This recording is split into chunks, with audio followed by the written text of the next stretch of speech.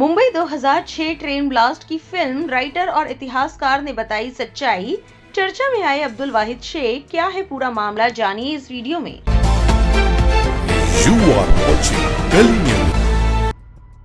19 साल की लंबी लड़ाई के बाद मुंबई 2006 ट्रेन ब्लास्ट के आरोपी आखिरकार बाइज्जत बरी हो गए हैं। बॉम्बे हाईकोर्ट ने इस मामले में पहले से दोषी ठहराए गए 12 आरोपियों को बाइज्जत बरी कर दिया है। इस बीच डॉक्टर अब्दुल वाहिद शेख भी सुर्खियों में है। कौन है अब्दुल वाहिद शेख, बताएंगे आगे आपको। इससे पहले आप देखिए इस केस के बारे में मशहूर इतिहासकार और फिल्म राइटर अमरीश मिश्रा क्या कहते हैं। अमरीश मिश्रा अपने पोस्ट के जरिए बताते हैं, 2006 मुंबई ट्रेन विस्फोट। मुंबई हाईकोर्ट ने फांसी की सजा और उम्र कैद पाए 12 मुसलमानों को बरी कर दिया। हम 2006 में मुंबई ही थे जब ये हुआ। मुंबई एटीएस ने बेगुनाहों को फंसाया था। देश के इतिहास के सबसे विनाशकारी आतंकवादी हमलों में से एक में आरोपित होने के 17 साल बाद 2006 के मुंबई ट्रेन विस्फोट मामले में दोषी ठहराए गए सभी 12 लोगों को सोमवार को बॉम्बे उच्च न्यायालय ने बरी कर दिया। अदालत ने महाराष्ट्र संगठित अपराध नियंत्रण अधिनियम के तहत गठित एक विशेष अदालत के 2015 के फैसले को पलट दिया, जिसमें 5 लोगों को मौत की सजा और 7 अन्य को आजीवन कारावास की सजा सुनाई गई थी। एक व्यक्ति को पहले बरी कर दिया गया था।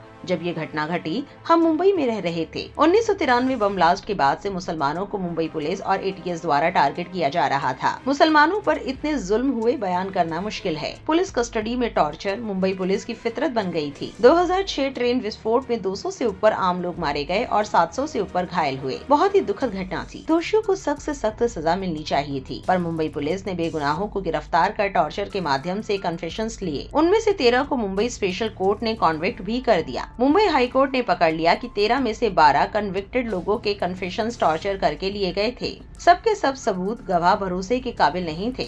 हम मुस्लिम बेगुनाहों के लिए उस समय लड़े थे। 12 रिहा किए गए आरोपितों में से एक कोविड के समय जेल ही में मर गया। इस सब की भरपाई कभी नहीं हो सकती।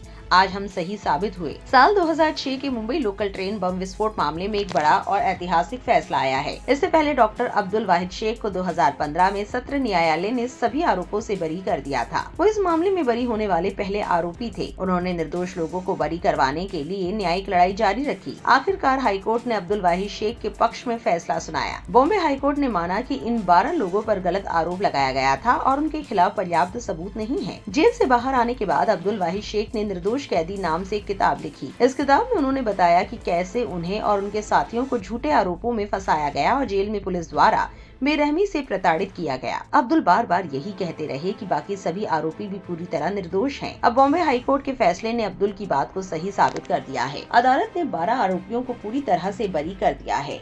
ये फैसला उन परिवारों के लिए भी बड़ी राहत है जो सालों से अपनों के निर्दोष साबित होने का इंतजार कर रहे थे। फैसले के बाद अब्दुल वाहिद शेख ने कहा, सत्य की जीत हुई है, लेकिन जो समय और सम्मान छिन गया उसका हिसाब कौन देगा। इस मामले को लेकर social media user Ansar Imran ने कहा, जिस सोहेल शेख ने 19 साल बम ब्लास्ट के झूठे आरोपी की वजह से जेल में प्रताड़ना के साथ गुजार दिए, आखिरकार उनके भाई राहिल शेख का दर्द उनकी रिहाई पर फूट पड़ा। हम लोगों ने तो उम्मीद ही छोड़ दी थी।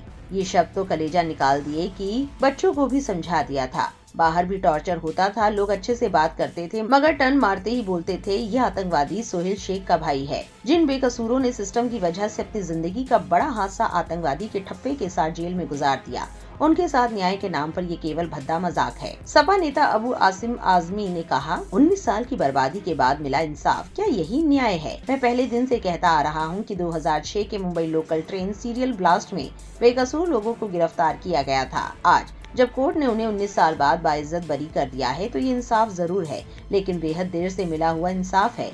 ये फैसला साफ दिखाता है कि मुसलमानों के प्रति पुलिस और जांच एजेंसियों का रवैया कितना पक्षपाती रहा है। जहां कहीं भी बम धमाका होता है, वहां असल गुनहगारों को पकड़ने के बजाय बेकसूर मुसलमानों को आतंकवाद के झूठे आरोपों में फंसा दिया जाता है। ये हैरानी की बात तो नहीं है कि इन बेगुनाहों की रिहाई तक कुछ नेताओं को नागवार गुजर रही है। ये देश में बढ़ती नफरत की गंभीर स्थिति को दर्शाता है। अगर इस देश में संविधान है तो मेरी सरकार से मांग है कि बाइज्जत बरी हुए सभी बेगुनाहों को घर, नौकरी और आर्थिक मुआवजा दिया जाए। जिन जांच एजेंसियों ने निर्दोषों को झूठे मामलों में फंसाया, उन्हें सार्वजनिक रूप से माफी मांगनी चाहिए। जिन अधिकारियों की लापरवाही या पक्षपात के चलते यह अन्याय हुआ, उनके खिलाफ सख्त कानूनी कार्रवाई होनी चाहिए। एक नई SIT का गठन कर असली दोषियों की पहचान कर उन्हें सजा दिलवाई जाए। मुसलमानों को सॉफ्ट टारगेट समझकर बार बार बलि का बकरा बनाने के रवैये पर रोक लगाई जाए। आपकी इस पूरे मामले पर क्या राय है, कमेंट में जरूर लिखें और इस वीडियो को लाइक और शेयर करना ना भूलें।